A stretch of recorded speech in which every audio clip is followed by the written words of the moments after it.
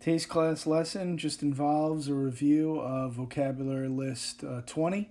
There's a quiz you can do. Why don't we take a moment and begin with a prayer in the name of the Father, and of the Son, and of the Holy Spirit. Amen.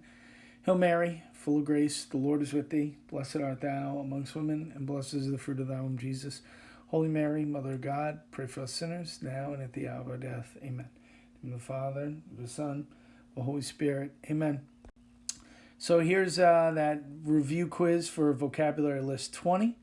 You can take it on your own time. That's all you have to do for now, for today. And then for tomorrow, I'll review the answers.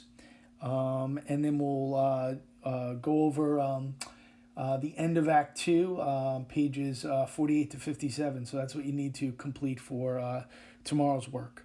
If you have any questions on any work that needs to be done, you can always email me. Have a great day.